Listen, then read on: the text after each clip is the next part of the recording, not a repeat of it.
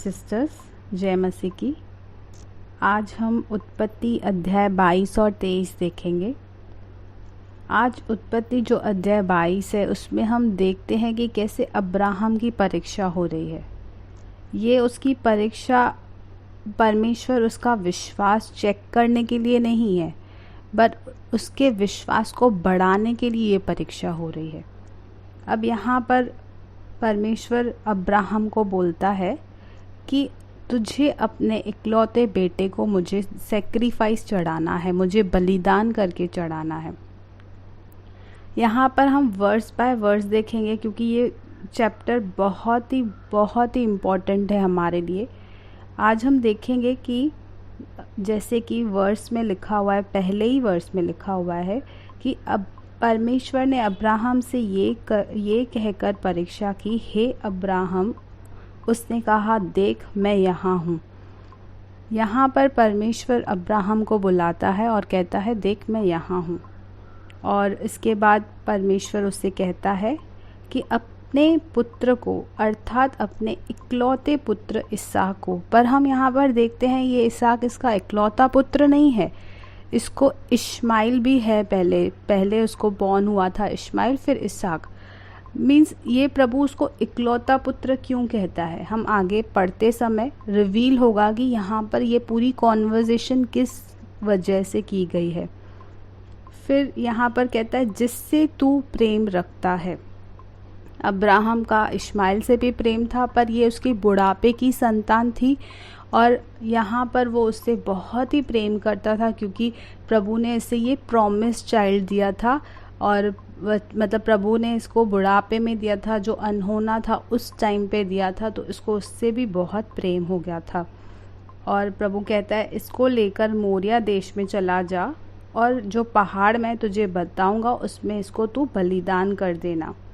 यहाँ पर जैसे प्रभु उसको कहता है, इसको पूरी रात नींद नहीं आती है क्योंकि ये सोचता है कि प्रभु ने मुझे दिया है, फिर से मुझे क्यों ले रहा है, क्या प्रॉब्लम हो गई। इसको अपने में सोच हो रही है, विचार हो रही है, पर आखिर ये ना मन में निश्चय करता है जिस परमेश्वर ने मुझे दिया है वो इतना विश्वास योग्य परमेश्वर है, अगर वो मर भी जाएगा ना तो भी वो मुझे जिला के वापस देने वाला परमेश्वर है। क्योंकि ये विश्वास था अब्राहम का, ये विश्वास बढ़ाने का टाइम चल रहा है यहाँ पे अब्राहम का। वो मॉर्निंग में जल्दी उठता है क्योंकि पूरी रात शायद इसको नींद भी नहीं आई है, और अपने यहाँ पर देखता है कि वो प्रिपेयर करता है गद्दे पे, और लकड़ी भी वो खुद ही चीरता है।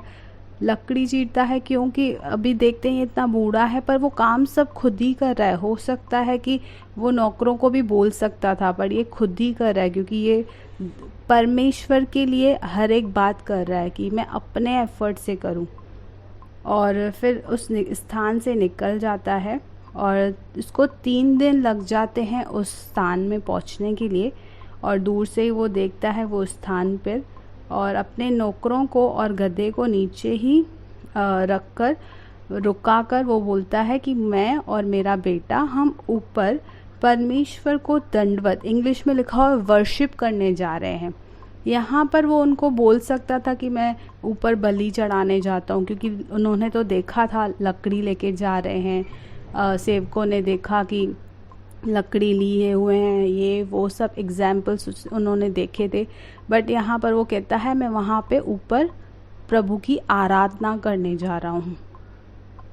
हमारी सच्ची आराधना ये है कि जब हम उस पर एकदम एक मन से विश्वास करते हैं कि सच में हमारा परमेश्वर विश्वास योग्य परमेश्वर है, वो हमें कभी नहीं छोड़ेगा। वो हमारी परीक्षा इसके लिए नहीं लेता कि हमारा विश्वास परखा जाए, पर अगर हमारी कोई टेस्टिंग होती है ना, फेथ की टेस्टिंग, तो उसमें से हम निखर के निकलते हैं और हमारा विश्वास बहुत बढ़ जाता है। और यहाँ पर कहते हैं अब्राहम ने लकड़ी ली, इसहाक पर लाद दी। अब यहाँ पर इसहाक बहुत ही छोटा है, इसहाक पर लाद दी और आग और छुरी अपने हाथ में रखी और दोनों एक साथ चल पड़े। और यहाँ पर इसहाक उससे बोलता है कि हमारे पास लकड़ी भी है, छुरी भी है, बट हमारे पास तो चढ़ाने के लिए कोई मेमना ही नहीं है, भेड़ ही नहीं है, तो हम क्या सेक्रीफाइस करेंगे प्रभु को। तो यहाँ पर अब्राहम उसको बोलता है कि परमेश्वर हमारे होम बलि के लिए जो भेड़ चाहिए उसके लिए वो उपाय खुद ही करेगा। यहाँ पर परमेश्वर खुद ही हमें वो प्रोवाइड देगा, वो प्रोविज़न देगा। तो यहाँ पर हम देखते हैं सच में प्रभु हमारा यहोवा येरे परमेश्वर है। स्थान का नाम भी यहोवा येरे पड़ा था। और उसके बाद उसने एक वेदी बनाई, इसहाक को उस पर चढ़ा और लकड़ी रखी, और फिर देखते हैं कि इसहाक को वो बलिदान चढ़ाने लगा। यहाँ पर हम इसहाक की देख सकते हैं विलिंगनेस कि वो कैसे चुपचाप वहाँ पे लेट गया है और देख रहा है पूरा सीन कि कैसे मेरा पप्पा मेरे को छुरी से मारने जा रहा है, चाकू से मारने जा रहा है, पर वो एकदम भेड़ की तरह चुप कर के क्यों बैठा हुआ है? क्योंकि उसने देखा, उसने विश्वास किया कि प्रभु खुद ही प्रोवाइड करेगा, कुछ तो होगा यहाँ पर। फिर यहाँ पर हम देखते हैं कि एक एंजल आता है, एक दूत आता है, वो पुकार कर अब्राहम से कहता है कि इस पर चाकू मत लगा या इस पे हाथ मत बढ़ा, क्योंकि तूने जो मुझसे प्रेम किया है वरन अपने इकलौते पुत्र को भी नहीं रख छोड़ा। मैं आप जान गया हूँ तू कि परमेश्वर का भय मानता है। यहाँ पर उसने देखा कि परमेश्वर का भय उसने माना था कैसे तो भी। और फिर हम देखते हैं कि वहाँ पर एक भेड़ अटका हुआ है, झाड़ियों में फंसा हुआ अटका हुआ है, जो परमेश्वर ने पहले से ही उनके लिए प्रोवाइड करके रखा है। और परमेश्वर इसहाक को बचा देता है और उस मेमने को बलिदान करने के लिए कहता है। और उस जगह का नाम हम देखते हैं कि यहोवा येरे पड़ा। अब हमने ये स्टोरी तो पूरी पढ़ी और हमारे मन में ये क्वेश्चन आ सकता है कि परमेश्वर ने दिया, फिर प्रभु उससे क्यों ले रहा है।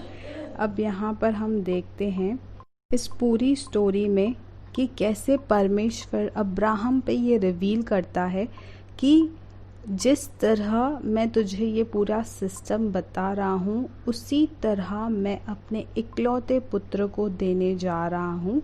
अब्राहम को उसने ये सीन करके दिखाया कि देख अपने पुत्र को देने में कितना बड़ा एफर्ट लगता है, हमारे मन में कितनी बातें आती हैं, पर प्रभु ने हमारे लिए, हमारे पूरे संसार जाति के लिए अपना इकलौता पुत्र, अपना निज पुत्र मसीह यीशु, प्रभु यीशु हमारे लिए नहीं छोड़ा, जिससे वो कहता है मैं प्रेम रखता हूँ। आज प्रभु यीशु से वो प्रेम रखता था परमेश्वर, उसने अपना इकलौता पुत्र हमारे लिए दे दिया। ये वही प्लेस है जो माउंट मोरिया लिखा हुआ है, मोरिया पर्वत, ये वही प्लेस है जहाँ पे प्रभु यीशु मसीह हमारे लिए बलिदान किए गए। और यहाँ पर जैसे इसहाक चुपचाप लकड़ी लिए हुए था, तब वैसे ही प्रभु हमारे लिए क्रूस लेकर चला। उस क्रूस को जब वो पूरा, उसका पूरा बदन छलनी हुआ था, पूरा उसका लहू का एक एक कतरा बह गया था, तो भी हम देखते हैं वो लकड़ी, वो काठ की क्रूस को वो हमारे लिए लेके चला, ऊपर तक हम देखते हैं लेके चला।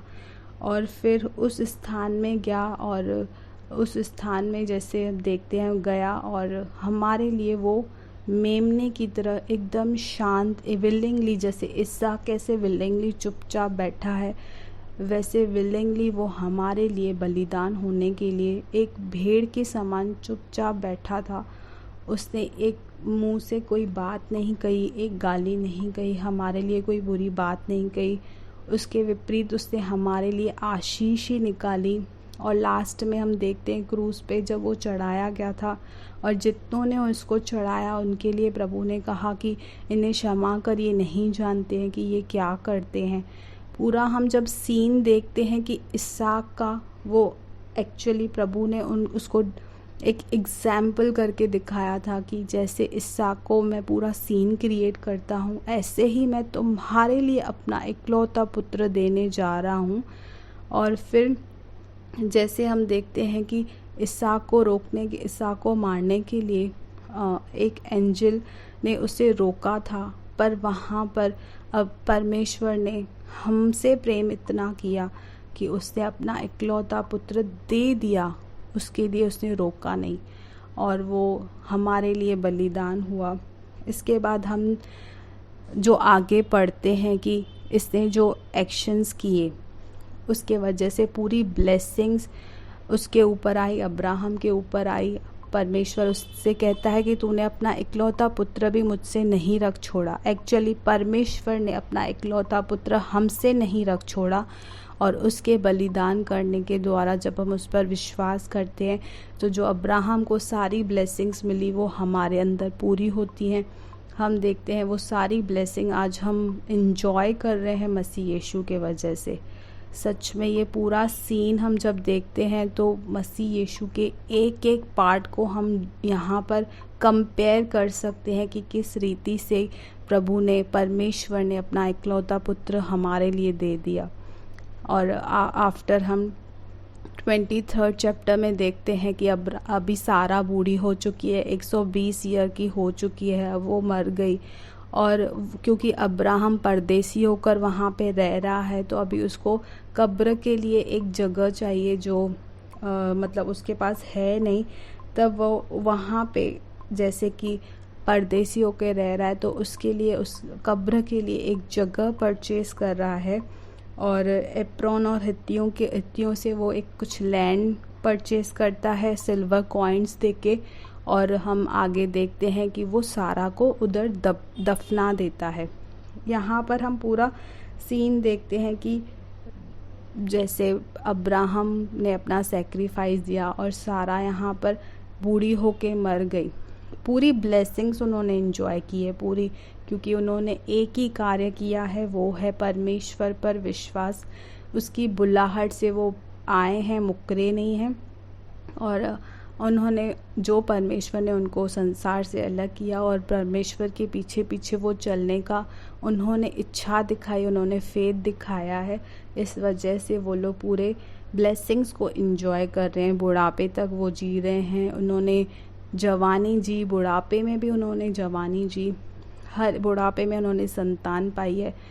ये सब परमेश्वर के पीछे चलने के वजह से हुआ है। आज भी हम उस परमेश्वर पे, जो कल, आज और युगायुग एक जैसा परमेश्वर है, आज भी जब हमने ये इच्छा दिखाई है, विल, अपने इच्छा से परमेश्वर के पीछे चलने का हम लोगों ने निर्णय किया है, प्रभु यीशु मसीह पर विश्वास किया है, तो आज भी हमारे अंदर वो सारी आशीषें फ्लो करती हैं। आज भी हमारी युथ प्रभु ने रिन्यू कर दी, हमें उकाबों की नाई उसने बनाया है।